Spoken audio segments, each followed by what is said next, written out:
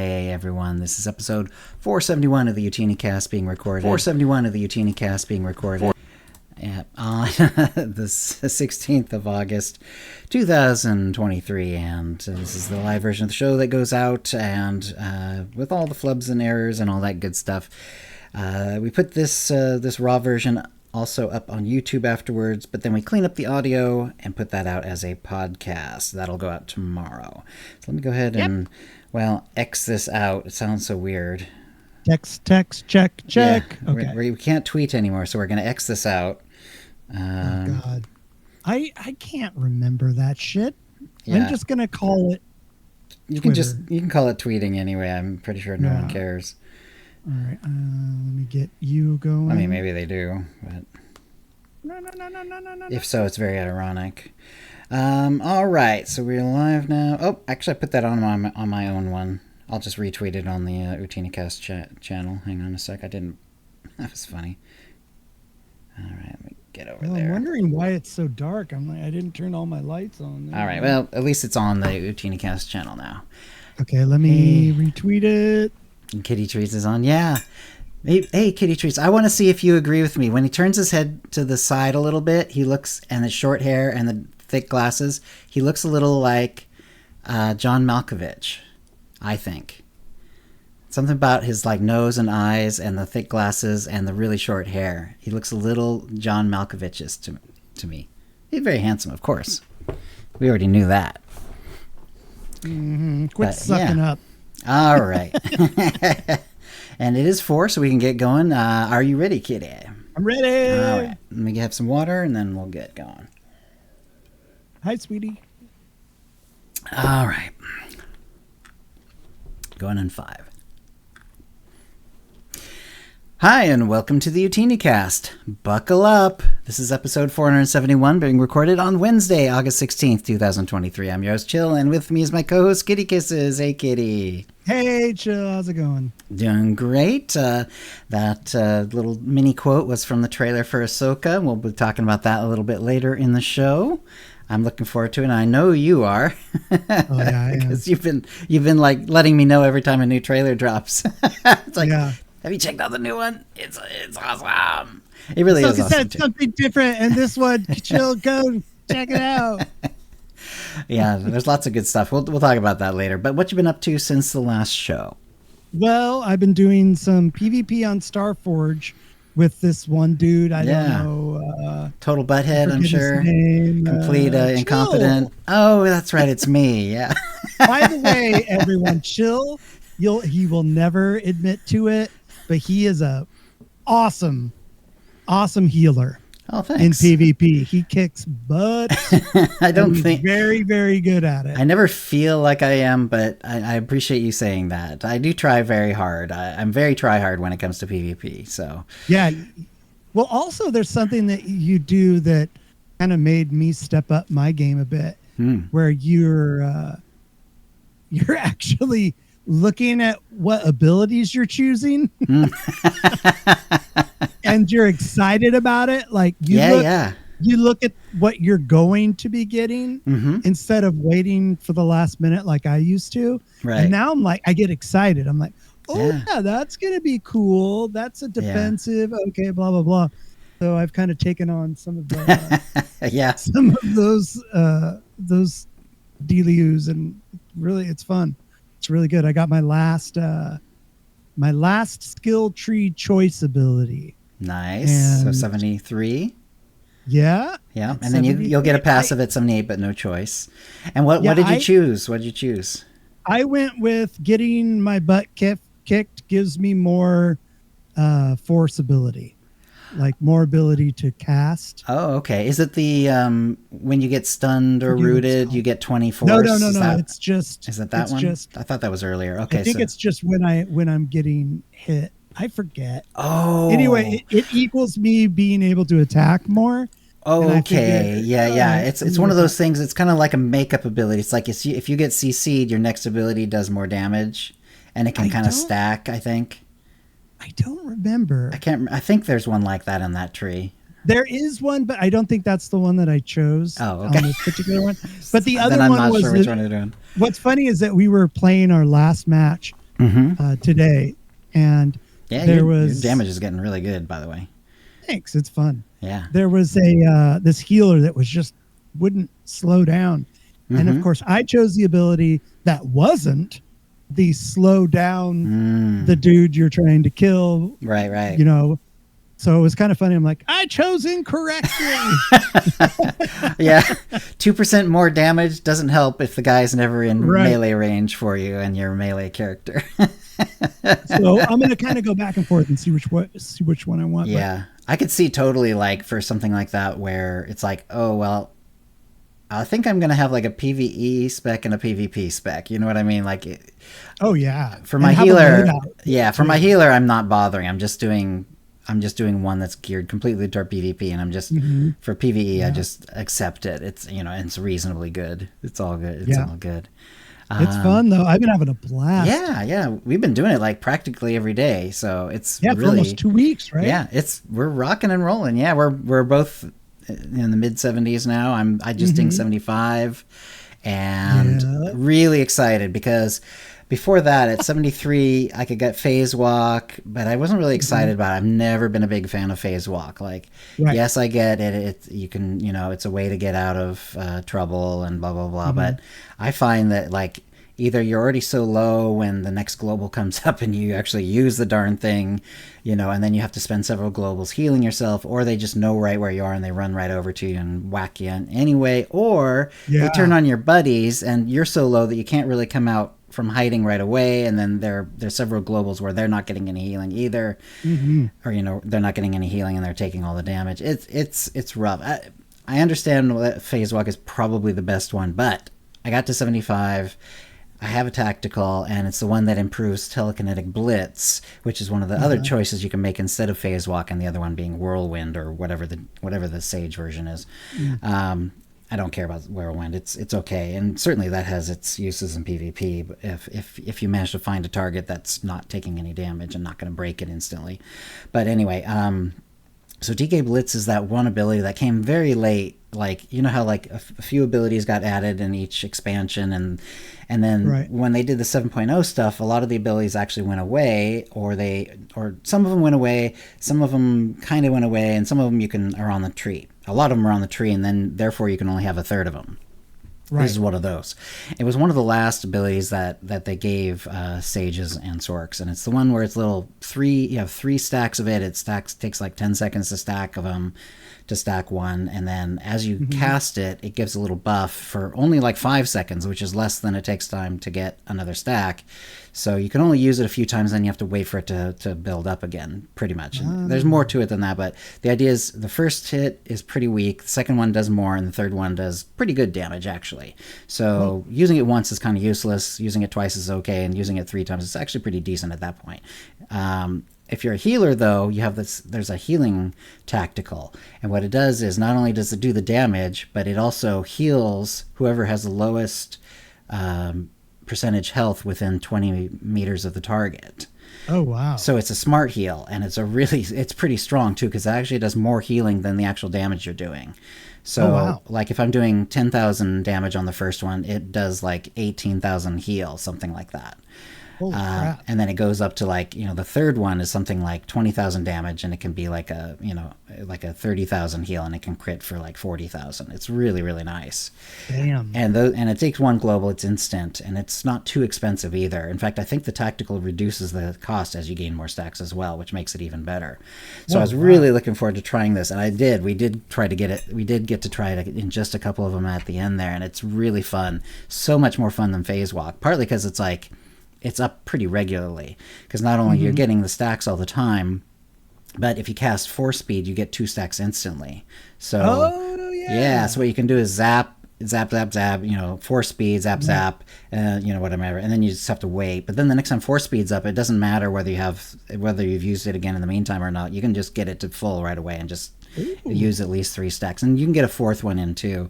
And that keeps you moving. Yeah, right. And force speed's good too. In fact, it kind of makes me sad sometimes, because like I'm using it to get these stacks of this ability, and then I don't have it to break stuns and slow, not stuns but slows and roots. So I have to get a little more careful about using it, but it's a lot of fun. It's great to have a smart heal like that, especially if the damage is being sort of spread around, or if they suddenly switch targets on you and stuff like that. Right. It also lets me do a little bit more damage, because normally, of course, I'm just doing like no damage. Right. And I completely recommend it. I think it's a lot of fun. I think people in like operations and stuff do sometimes use it as well. It's a little tricky though, because if you're an operations healer, you're really expecting to be just healing all the time. Exactly. And you are healing with that tactical, so that's okay, but it involves target switching, and you have to be really confident that you can switch back to the correct target. Fast. So in operations, it's a little risky to use, but there are people I understand who do use it. In PvP, it's just a blast, because it's like great to do more damage, and then having a smart heal is wonderful. And then yes, you do have to be able to switch to the right target, if they hit someone else. A lot of times though, they're targeting me as the healer, and so it's really easy, because if I'm targeting an enemy, the default in the game is just it automatically heals me instead. So if you're targeting an enemy, you're automatically the heal target. Yeah. So if I'm being focused, great. I'll just target one of the enemies, hit him with that TK blitz every once in a while, when the stacks are up, and then heal the rest of the time. Yeah, and it's you're a lot of speeding fun. Around. It's a lot of fun. Yeah. And no phase walk, so I don't get to use the tricky little teleport, but that sounds much better though. Yeah, it's up a lot more. It has the smart heal aspect. Does a little bit more damage. It's a lot of fun, and it's just fun. For me, it's a hell of a lot more fun. So I'm really enjoying it. Yeah. The only way to win an MMO. Yeah. To have fun. Plus, you're doing range damage. So when you get those sneaky little bastards that try to get the node, you can interrupt their cast, which is going to come in handy. Exactly. Having another one of those is really good, actually.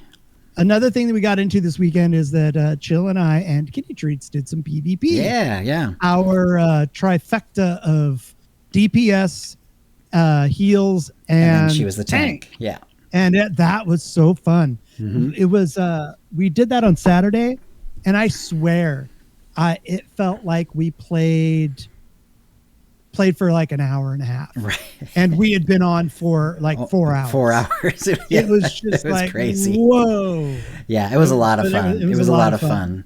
There were some epic PvP matches. There's some brutal ones. Yeah. Where it came right down to the end and stuff like that. Yeah. That was a lot of fun. And this is really funny because we were really close to winning those. And fun fact, I realized on Sunday when I was playing that my main at level 10, you get your unstun ability. Right. CC was breaker. not on my toolbar. Oh no. For the last 2 weeks. And Oops. we would have won. That would have helped. If would have had that on there. Yeah, you definitely need that. Won. But so that was kind of funny. I remember going, man, there's got to be an unstun ability. There is on everyone. And I go, and you know how you set up your toolbar to have the same thing in the same spots? Right. That's what, you got to do that. The one spot that always has my main unstun is empty. And I'm going, man, when am I going to get that? Why am I not getting that yet? Yeah, everyone gets it at 10 when you can sign up for PvP. That's so funny. Like, oh my God, that's so dumb. But all in all, I got to level 16 in the PvP season. Oh, nice. On Starforge. That's right. We're doing this on Starforge, which is not our normal server, but it is fun. But it just pops. It just pops more. So sadly. Yeah. And I really wanted to get that armor set, and I'll have the first set done at level 17. I'll have all the components, and if it's anything like Galactic Seasons, if you unlock it you can unlock it in your collections. It will unlock for your entire account. Right. So it'll go back to Satele. Right. Stuff. Yeah. So it'll go back. I'm looking forward to that, which was really, really fun. But that whole unstun thing, I was just like, oh my God. And of course I told Kitty right away. I'm like, guess what? Right. I'm interested to see like in a week or two, because Kitty was barely in the 45. She was barely high enough to queue with us, and like she's missing still several utilities and blah blah blah blah blah and several passives, and she was already quite tanky. Like, oh, she's doing basically great. Basically what was happening is like they kind of realized, okay, well, it's taking too long to kill her, so let's kill everyone else first and save her for last. That's usually what would happen after like the first round of an arena, for instance. And she would end up like, and even then it would take like multiple globals for them to take her down, like even though there's 4 people beating on her.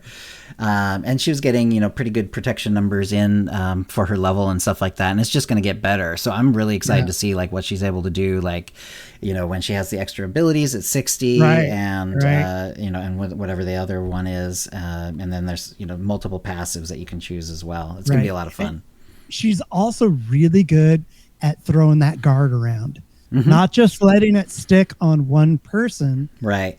But noticing who needs the guard and just popping it on that person, which is from experience. Yeah. You know, people getting guarded while I'm trying to kill them is infuriating. Right.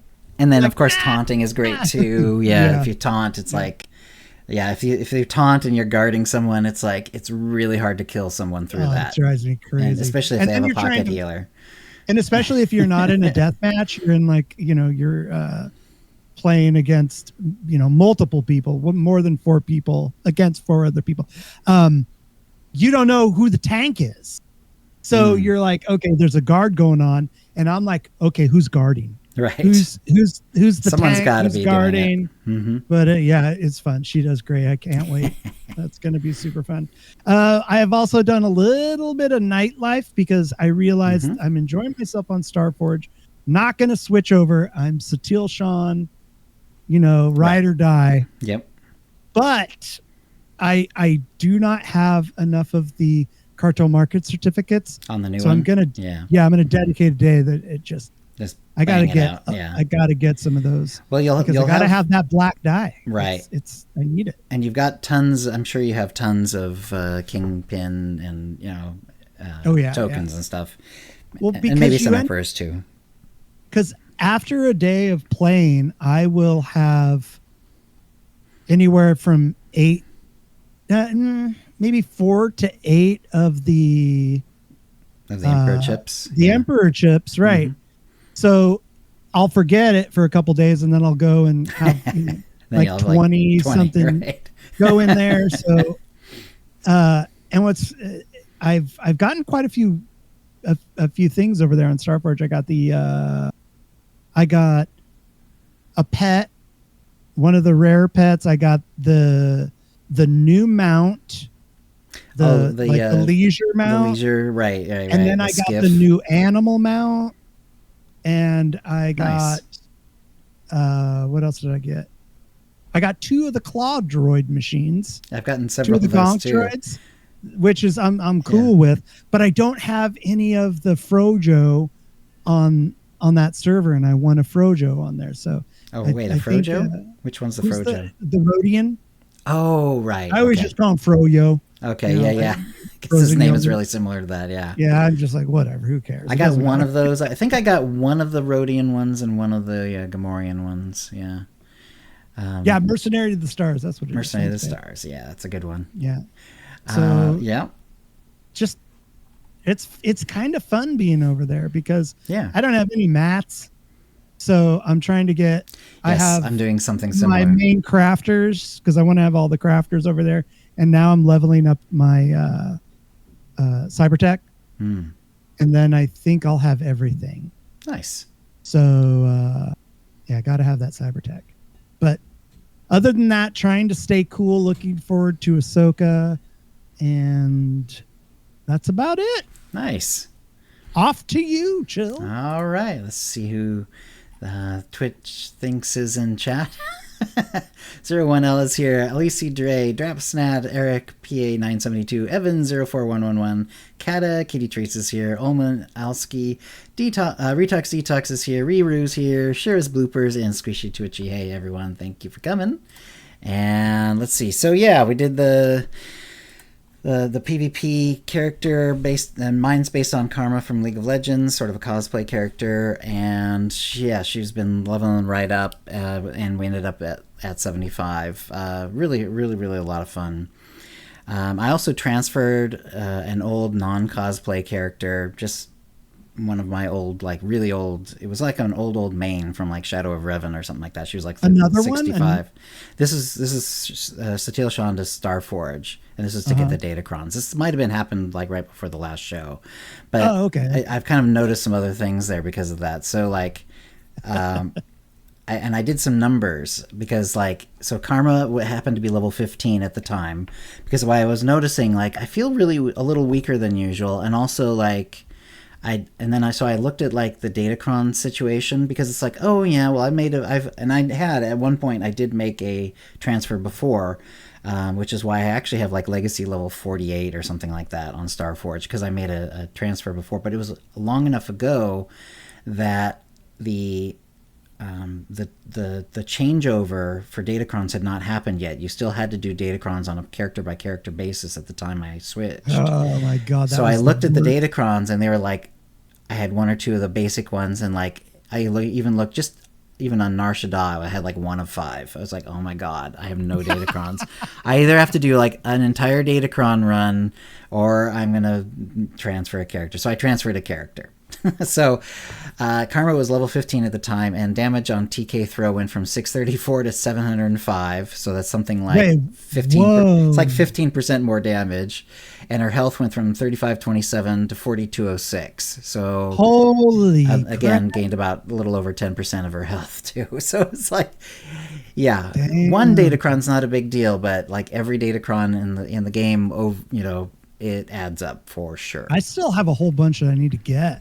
Get them. It adds up for sure. All right. It's really nice. Hold on. Gotta write that down. And I really am liking the Sage healing. It's funny because like I say before, I've always been a tank and damage dealer. I've never really gotten into the healing.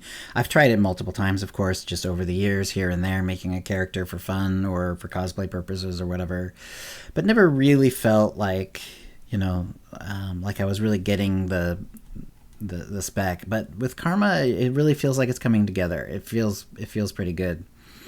It's still a very squishy character. Like I can get walloped on pretty fast in PvP.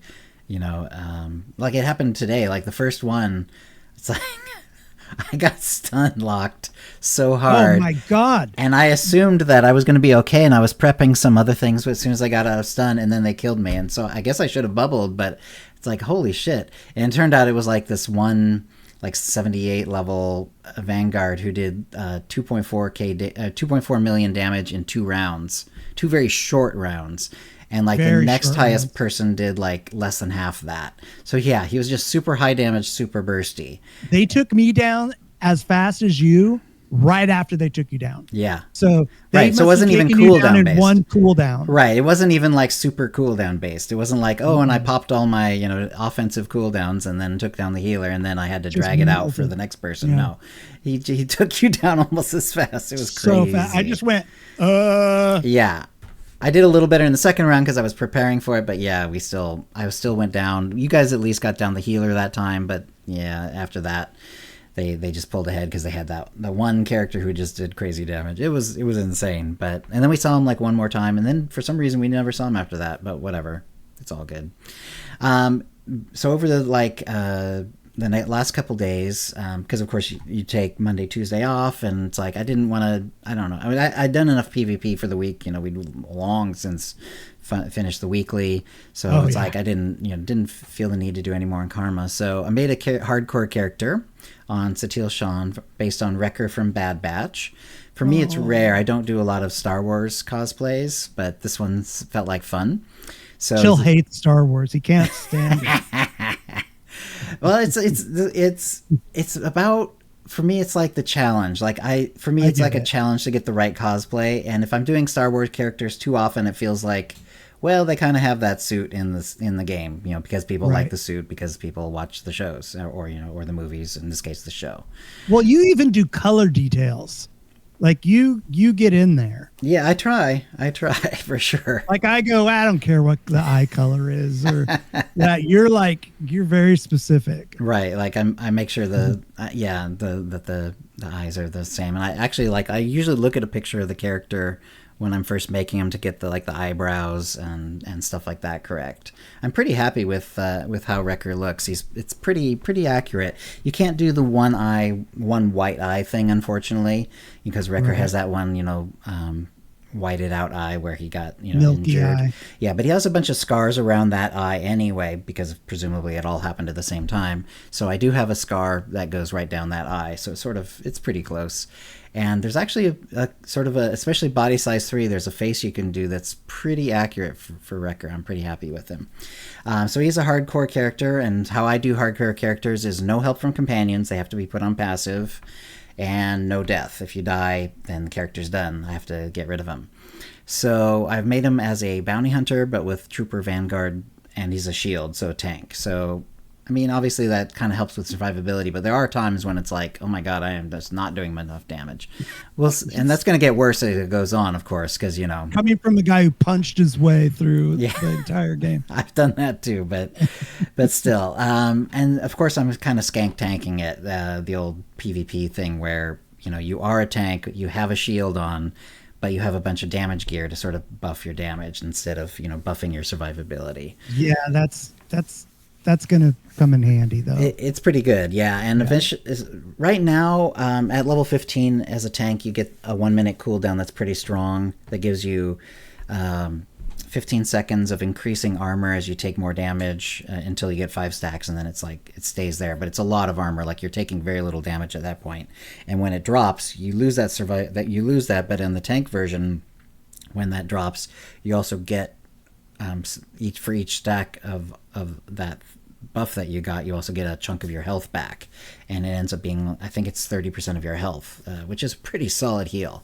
That's a big heal especially for a nice short 1 minute cooldown. So he's had no troubles yet. He's not super high up yet, though. He just finished Alderaan. He has, so there's lots of story left to go.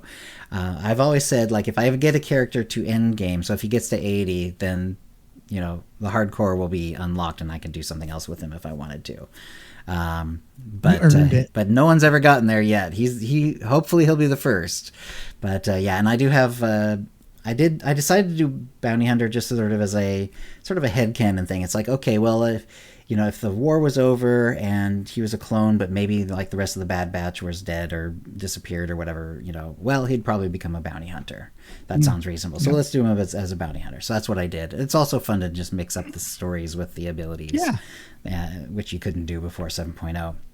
I know, it's still fun, right? Yeah, it is. It's still like you're fun. Like, it's like, it's like I'm a bounty hunter, but I don't have a pistol. I got a big old rifle on, and I use the TK Scorpion gun, which looks it's a pretty good substitute for the one that Wrecker wields in the game. Yeah, you can only see like the butt of it, but yeah, it's like a big sort of almost rectangular looking rifle, and it looks quite a bit like the one he uses in the show. I'm pretty happy with that.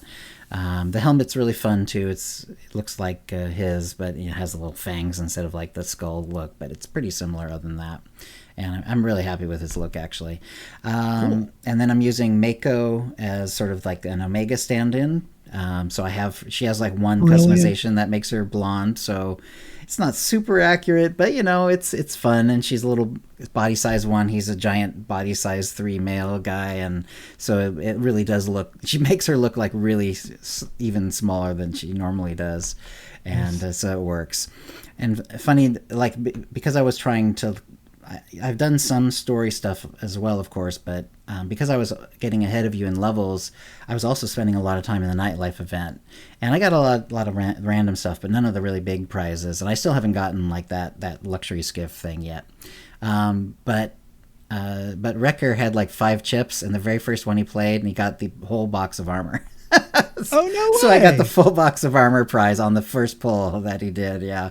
So I have it on Satil Shan on him. I don't think he'll use it because it's not, for cosplay purposes, it's not good for him. But it's a very cool one. One thing I thought that was kind of interesting, unfortunately the bracers are kind of bulky as well, but they have the holocron.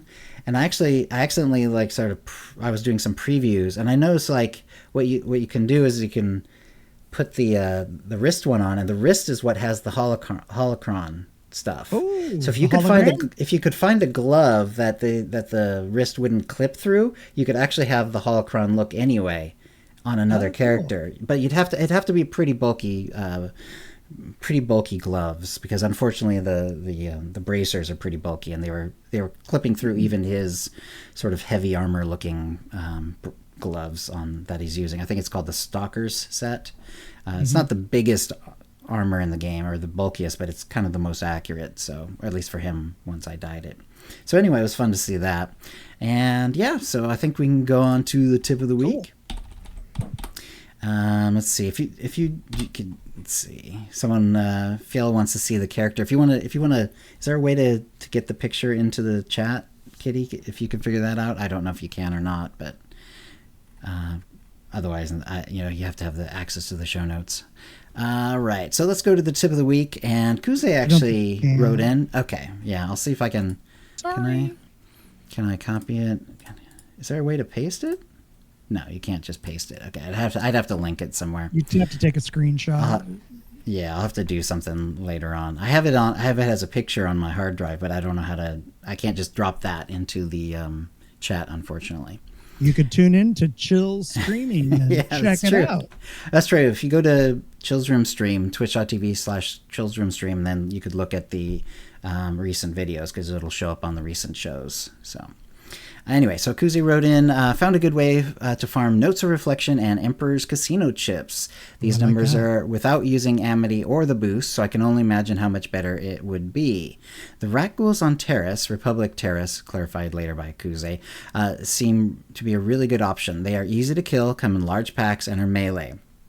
I like to grab a bunch of packs and wait for them to swarm before dropping my AoE. Here's 2 numbers from 2 test spots. Mileage may vary. Spot 1, rat ghouls near Lytle Outpost. In 20 minutes, I got 10 Notes of Reflection and 2 Emperor's Casino chips. And in Spot 2, Chemworks Factory south of the Brell Sediment. In 10 minutes, I got 8 Notes of Reflection and 1 Emperor's Casino chip. So total, in 30 minutes, I got 18 Notes of Reflection and 3 Emperor's Casino chips. I believe this is the worst RNG so far from the runs I've done previously. So thank you, Kuze. Yeah, so it's a good place to farm stuff when it's up. Obviously, it's a little tough, because like the rat ghoul stuff is end. But if you find other places where things respawn relatively quickly, as far as I can tell, there is no change. Like if you kill a gold, you don't have a higher chance of getting an Emperor's chip or even a Notes of Reflection from those.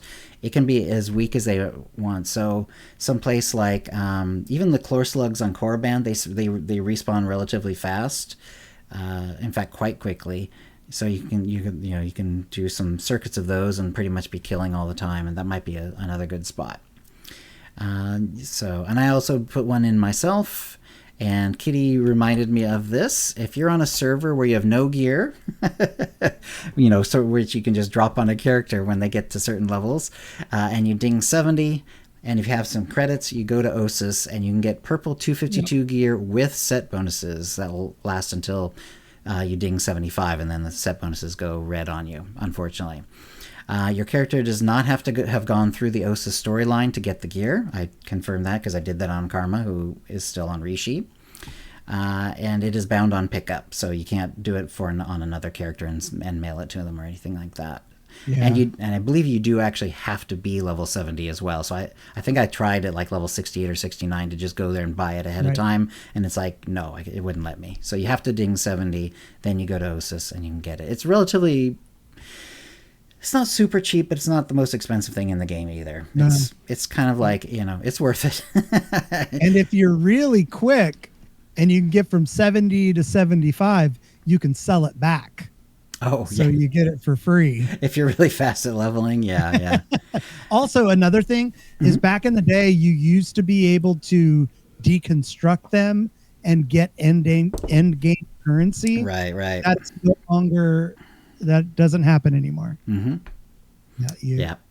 And of course, you can keep the gear past 75. At that point, though, you really should be looking for the 75 level gear, and also the set bonuses go away. But it's still purple 252 gear, which is really, really solid, and it's really good for those 5 levels. So good stuff. Let's see. Let's skip the code this time. We'll get back to that next time. I think we still have a couple more. And so thank you, Kuze, and we'll be giving Kuze a Tonfon M83R or M2B9 droid code, courtesy of BioWare, and also a 450cc code from them as well. So thank you for that. And if you want a chance to win the same, please send your tips into OotiniCast@gmail.com before the next show. And let's see, that gets to the Mind Trap. And we decided it was, this was last week, and it was the last week of Galactic Season, Passage of Peace with Amity. And how many servers have you gotten to level 100? Now, we've asked people before how far they've gotten through, and stuff like that when we're only part way through the season, stuff like that. I think this is the first time we've actually asked how many servers people have actually done the entire Galactic season. So the possible answers were 0, 1, 2 through 4, and all 5 is the fourth option. And how about you, Kitty? How many did you get? 1. 1, so that was yours. Okay. And into some of the into 2, but I didn't. Right. I'm just a one server kind of fella, unlike some people. Right. I got all 5, baby. Yeah. And I've talked about it before, but I'll mention it again now. So it doesn't really take all that much. Like, it really isn't difficult to do this, and it's you get a lot of cool boxes to open, multiple ultimate packs, and a pretty good chunk. It's less than it was in previous seasons, but still a pretty good chunk of cartel coins as well. So all you really need to do is log in and get 25,000 cartel or 25,000 conquest points per day.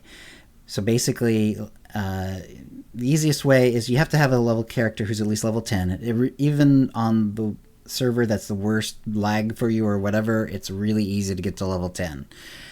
Then you can get conquest points. At that point, what you do is you give gifts to companions once a day. That gets you the influencer. That's most of the 25,000 right there. The first gift you give will also give a small amount of conquest points. You also, at your stronghold, do a deco. You take and remove the same deco 5 times. It doesn't matter. Boop, boop, boop, boop, boop, and you're done. 5. You get the decorator one. And if you have Rishi, you can also take the taxi. And if you take the taxi inside the stronghold, that counts towards the taxi one. That's at low levels. And then at higher levels, there's different ones, but we're assuming you're like me and you're just playing on other servers that you haven't really played on before. So that's the low level version.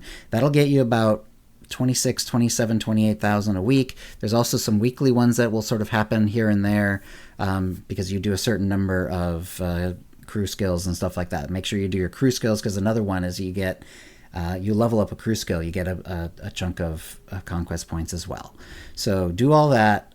You can just do it from server to server, because you're getting a little over 25,000 every day. Times 7 is also the 200,000 you need for the 200,000 that you get in a week.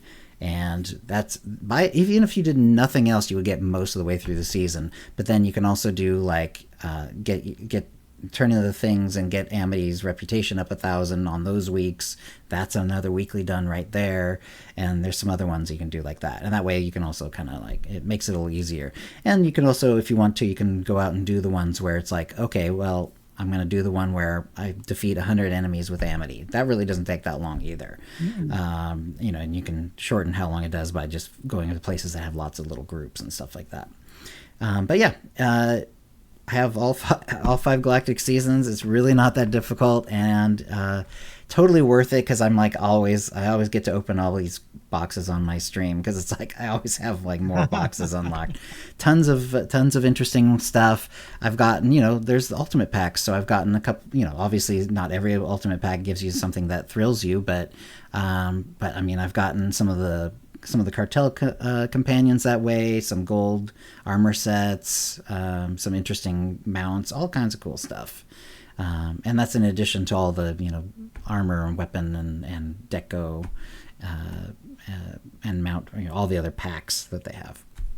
So yeah, some people were asking, who would have time to do more than one at a time? Well, I think if you're just grinding it out, like doing it the hard way, that really would take a long time. But if you're just every day logging on, it takes me like to do the other 4 servers, or 3 now that I'm kind of playing on 2.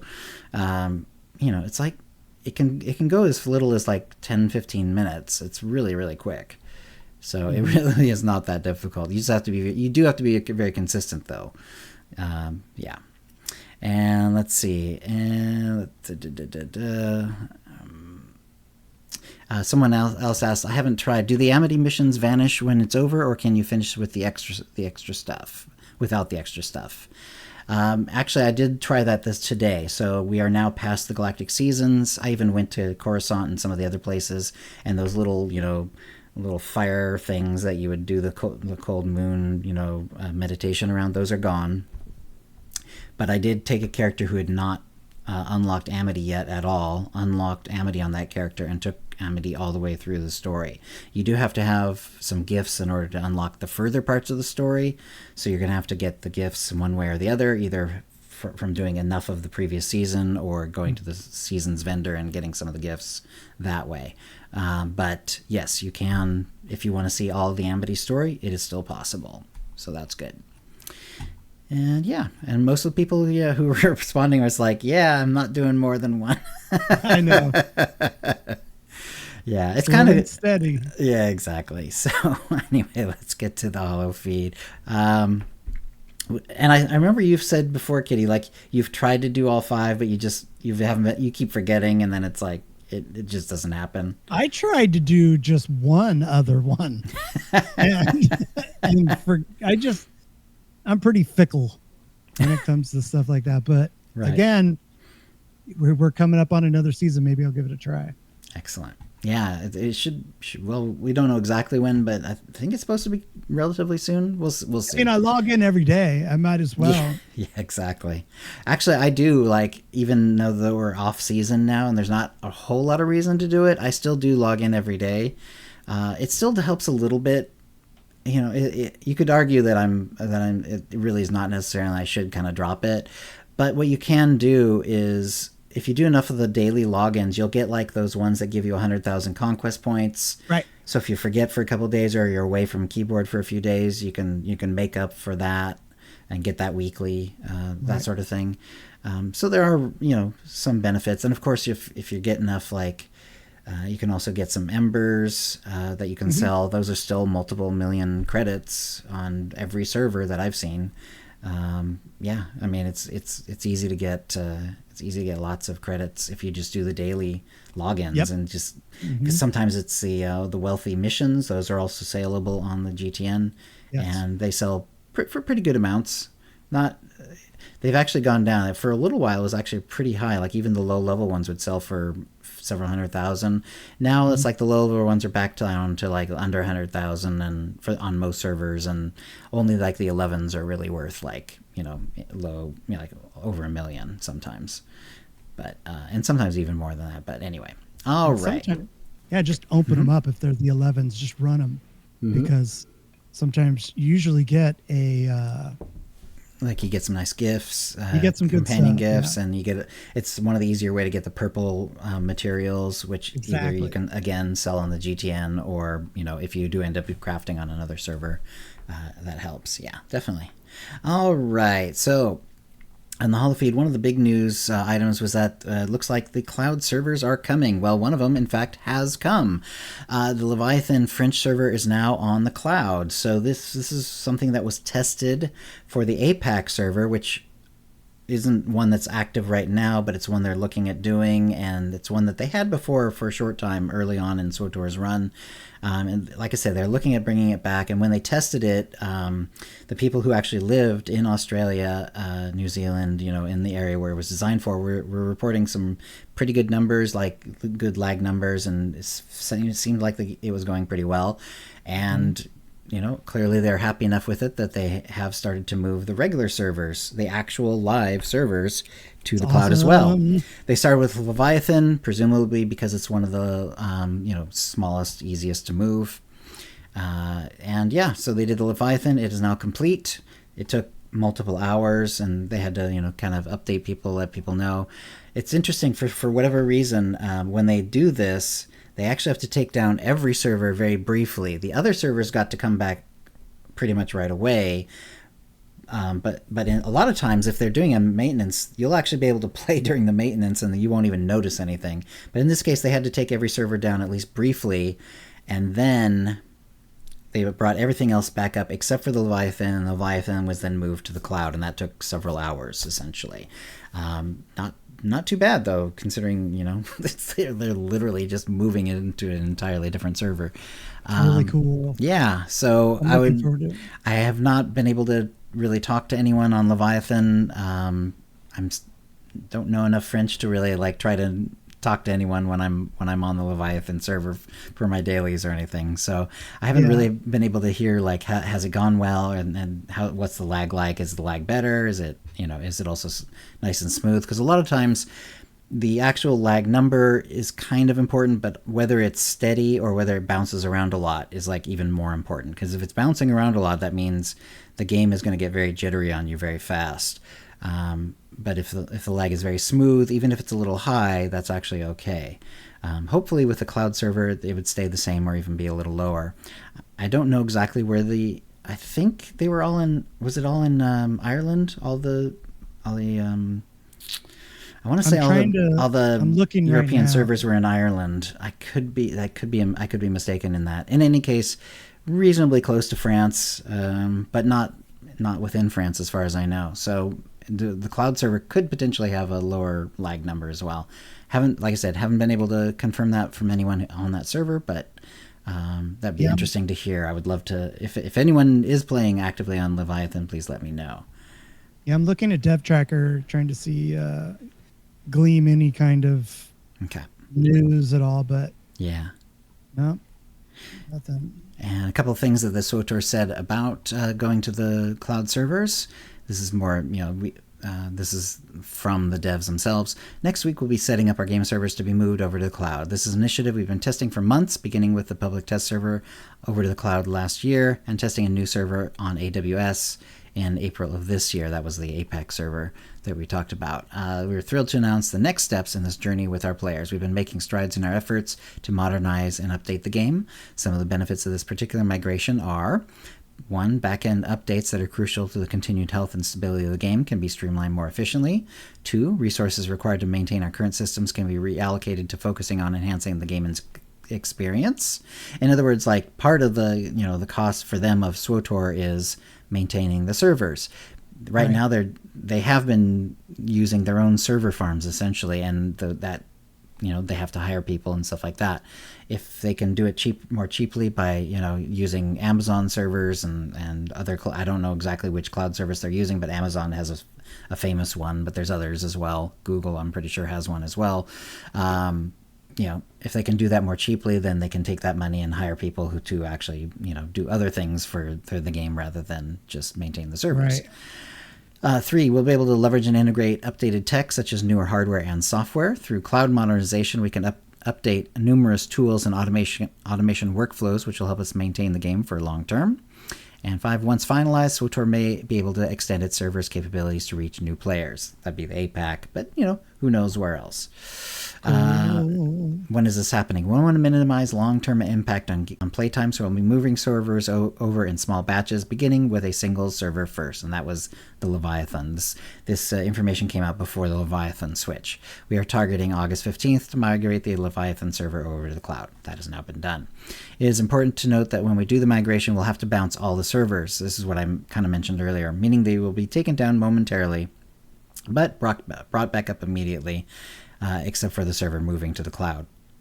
On August 15th, players should expect the Satil Shan, Darth Malgus, Starforge, and Tulak Horde servers to bounce, meaning be down very, very briefly. However, Leviathan's estimated downtime is expected to be 6 hours. Downtime will begin at 7, blah, blah, blah, blah.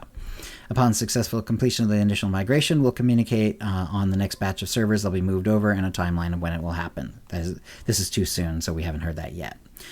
We will follow the same migration process detailed above. I wonder if the Leviathan will have to be bounced, or if there's something about the cloud server that would mean that they wouldn't have to bounce that one. Oh, that's interesting. Yeah, I guess we'll find out.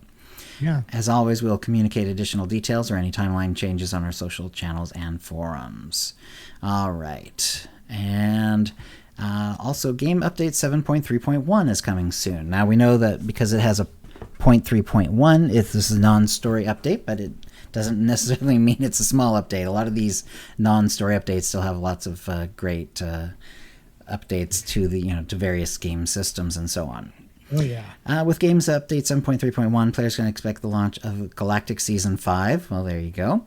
UI and UX updates for HUD and world maps, and special weapon and armor sets coming to the cartel market.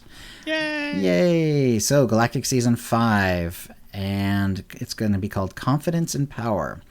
The new Galactic Season will begin with the launch of 7.3.1, so players will be able to immediately progress through the new reward track. Season 5 introduces a new way to engage with the story told in Galactic Seasons. Rather than tying narrative progression to companion influence, story progression is now part of the Galactic Season rewards track. Sorry. I thought there was a period there, but it wasn't.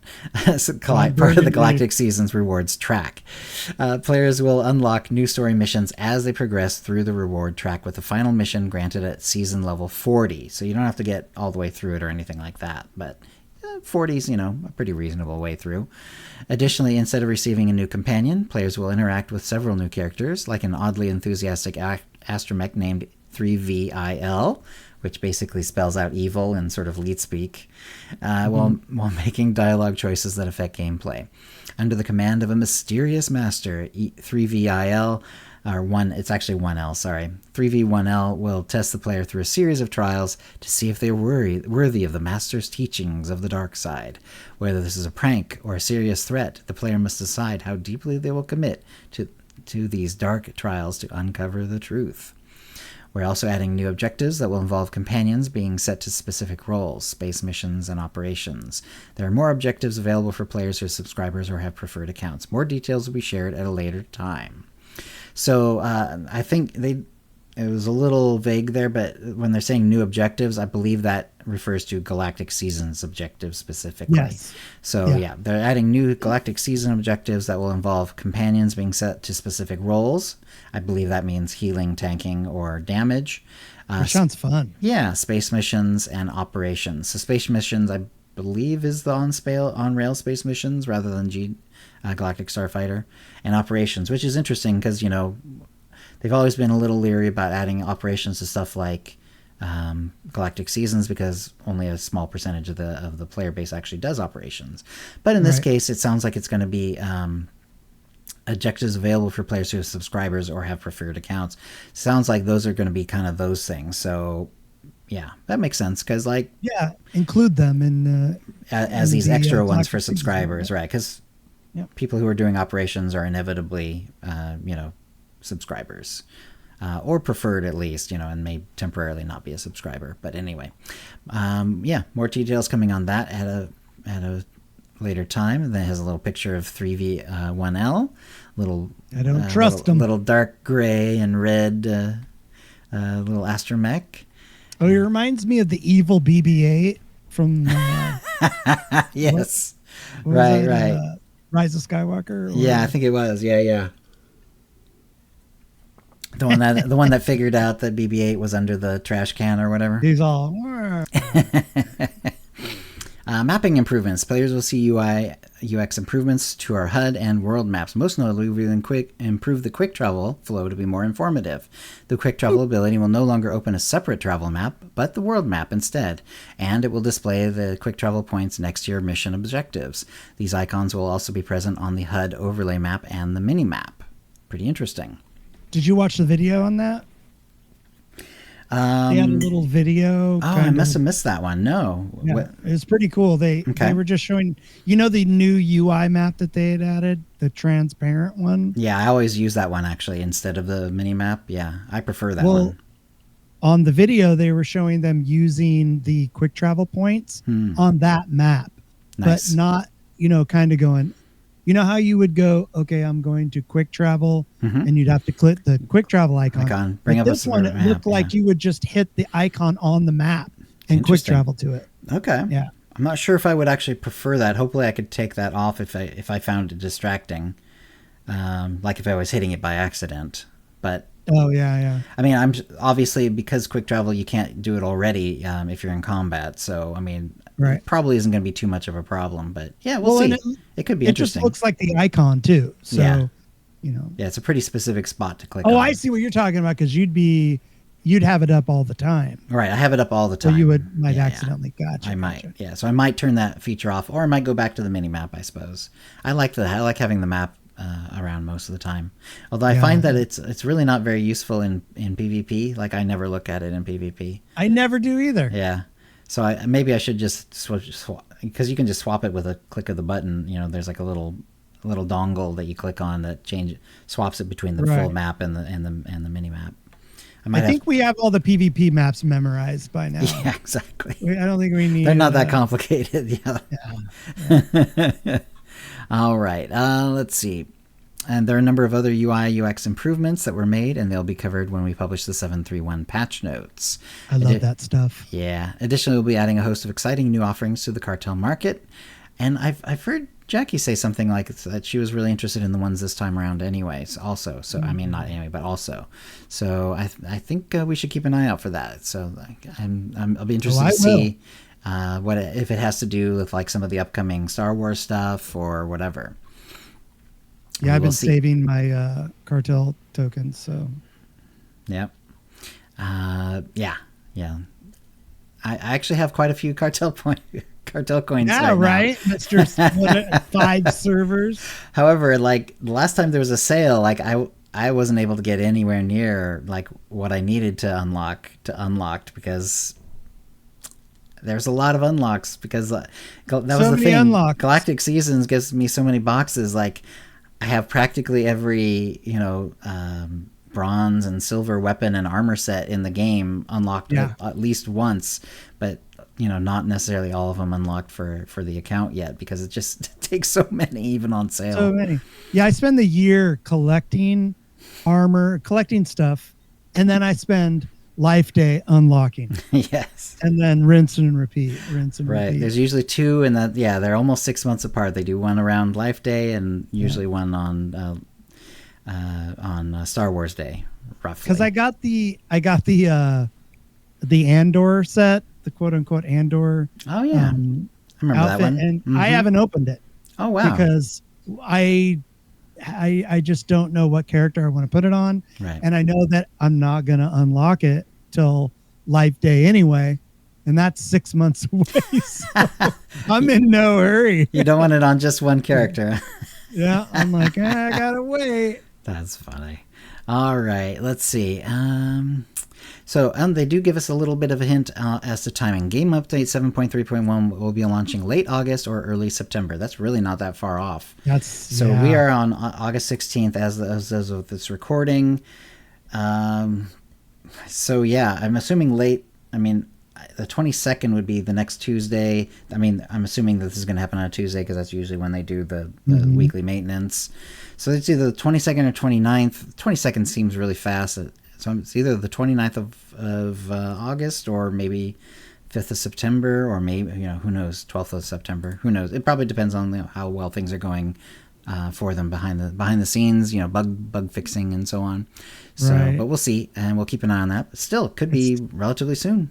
Very exciting. And we'll be getting our Ahsoka on at that time. So. That's right. So August 23rd, it's coming out, and there's some really fun videos out there, trailers and teasers and all kinds of videos and stuff like that. So check those out, unless you're trying to avoid spoilers pretty badly, but not to get too spoilery, but good stuff. I mean, it seems like, the recent, quality you'd expect. I mean, like, they do a really good job with effects and stuff like that.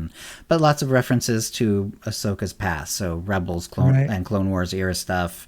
Not simply Ahsoka herself, but other characters from both of those series, and other things that are not Rebels or Clone Wars related have been referenced as well.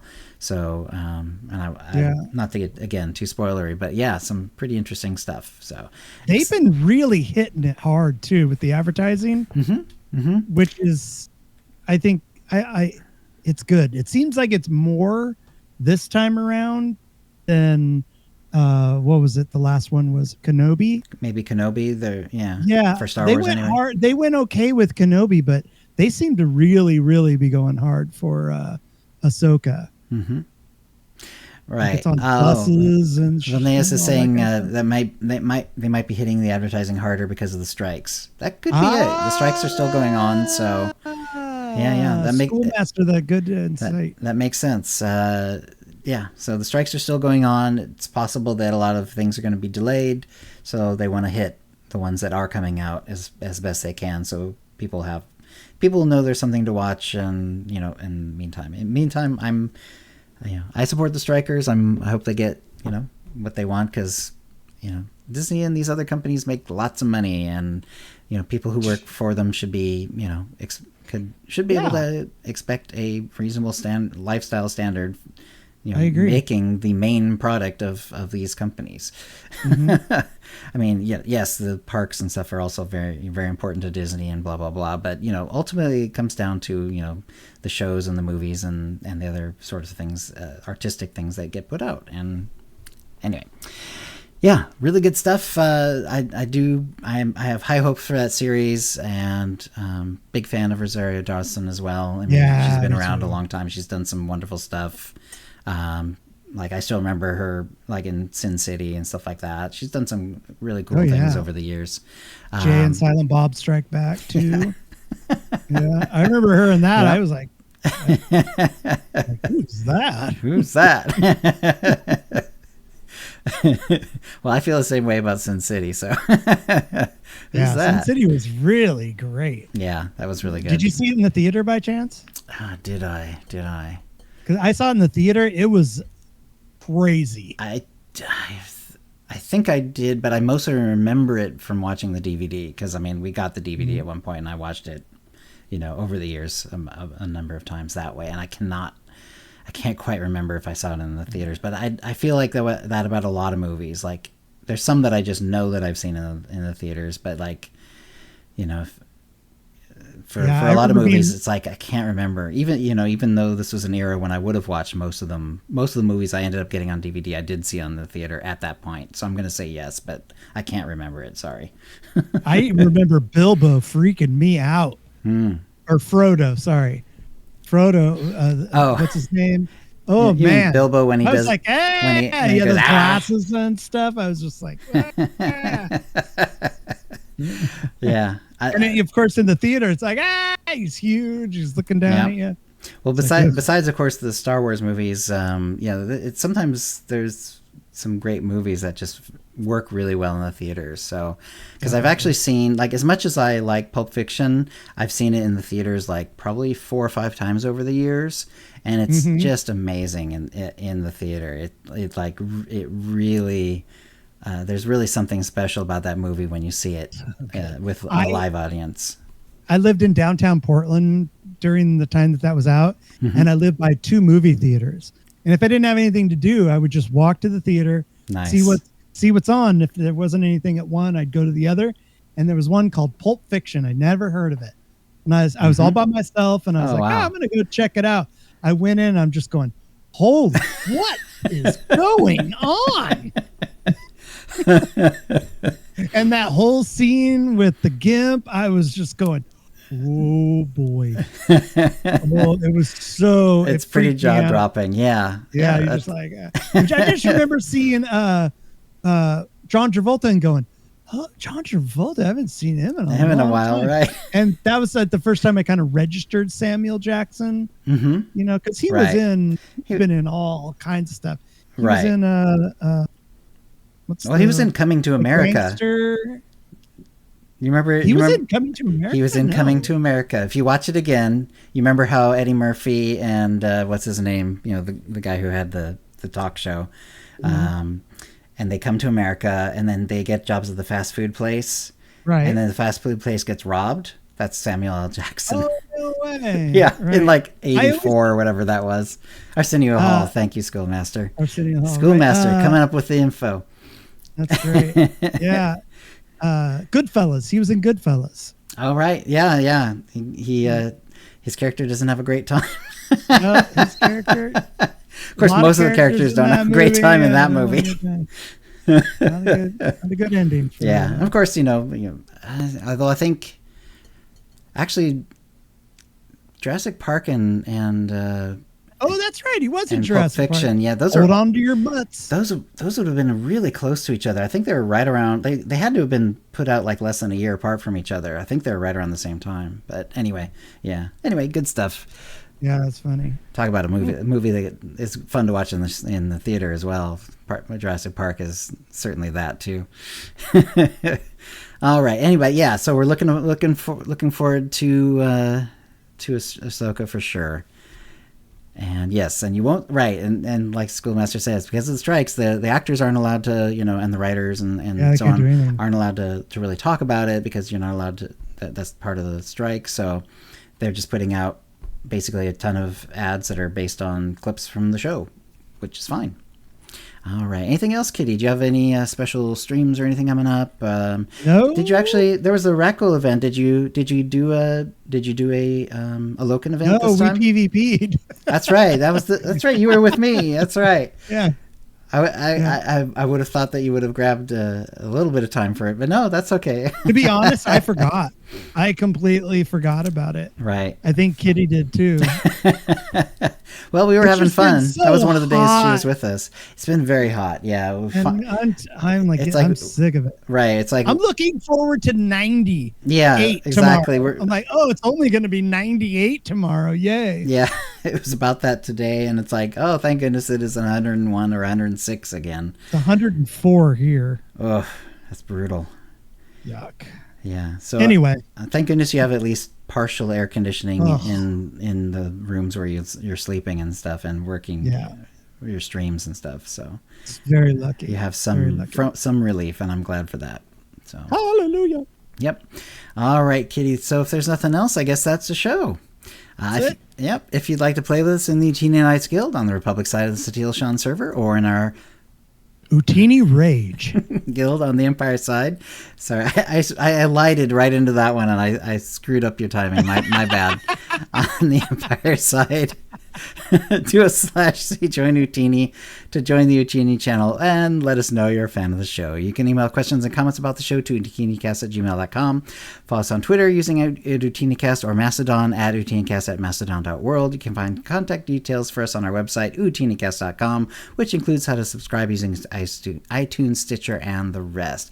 We record the show live bi-weekly, Wednesdays, 4 p.m. Pacific, streaming at twitch.tv/OotiniCast. And our theme song is Doomsday by the immortal John Paul Zogby. And thank you to the chat room. Thank you, chat. Thanks for being here, everybody. And we'll see you next show. Toodles. All right. And Kitty, is there someplace we should be reading? Oh, crap. Yeah, let me see here. Let me go to the creator dashboard here. Do we have Stream manager. Everybody's Twisted Redneck. Okay, let's go say hi to Twisted. Thanks for coming, everyone. Have a good one. And yeah, Kitty and I will probably be doing PvP all the way up till 80. Are you planning on continuing past 80 and just doing 80 PvP, Kitty? Or I don't know. I definitely want to try it out. Right. All right. We'll have to check that out. Here we go. Bye, everybody. Okay. I'm going back to this, stopping the stream.